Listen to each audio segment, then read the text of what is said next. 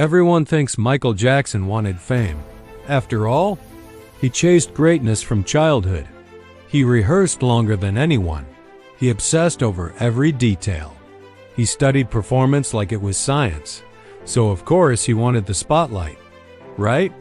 But there was a night, at the height of his power, when he realized something unsettling. Fame wasn't just powerful, it was dangerous. By the late 1980s, Michael wasn't just a pop star. He was a global phenomenon. Airports shut down when he landed. Entire cities prepared for chaos when he arrived. Crowds didn't just gather. They surged. People fainted before he even stepped on stage. And at first, that kind of reaction looks like ultimate success. If people scream for you, you've made it. If they cry just seeing you, you're untouchable. But what happens when that reaction becomes uncontrollable? There are concert recordings where you can barely hear the music over the screaming. Not excitement, hysteria. Security teams had to plan routes like they were protecting a head of state. Ambulances were stationed outside stadiums before shows even began. That's not normal fame, that's volatility. And one night, backstage, watching the chaos unfold, something shifted. He reportedly looked at the situation and asked a quiet question. Is everyone okay? Not. Is the show ready? Not. Is the press here? But are they safe?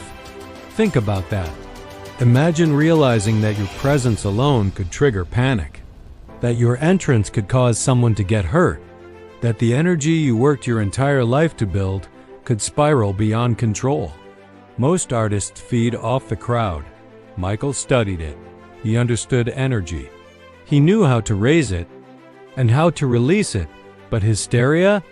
Hysteria doesn't listen. It doesn't follow cues. It doesn't calm down when the music stops.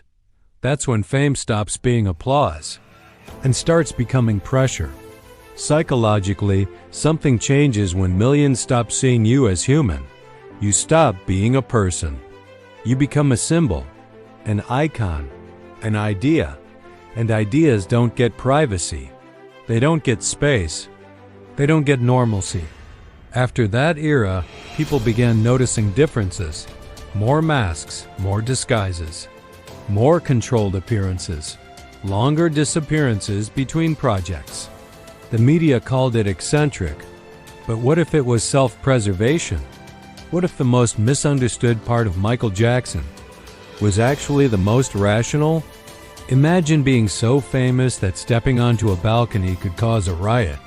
So famous that hotels had to block entire floors. So famous that your movement patterns had to be secret. That kind of intensity rewires you. And Michael wasn't careless. He was calculated. He didn't just perform. He engineered experiences, which means he also understood risk. The same mind that perfected stage lighting and choreography could see when something was becoming unstable. And maybe that's why he sometimes disappeared. Not because he lost relevance, not because he was fading, but because he recognized a truth most people never experience. Fame at that level is not sustainable.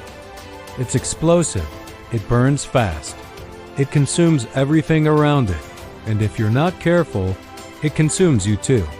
There's a reason his later interviews feel different. Less excitement. More reflection. He speaks about responsibility, about healing, about impact.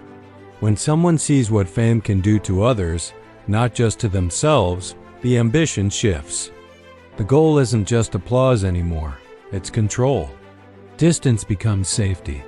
Mystery becomes protection. Silence becomes strategy. That night, whether it was one specific moment or a gradual realization, marked the point where fame stopped being a dream and started being a force to manage. And that awareness shaped the rest of his career. Because when you understand how powerful something is, you stop treating it lightly. Michael Jackson didn't fear performing.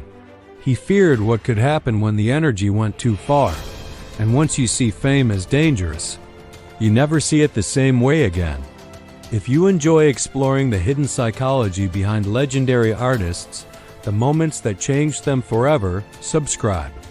There are many more stories like this.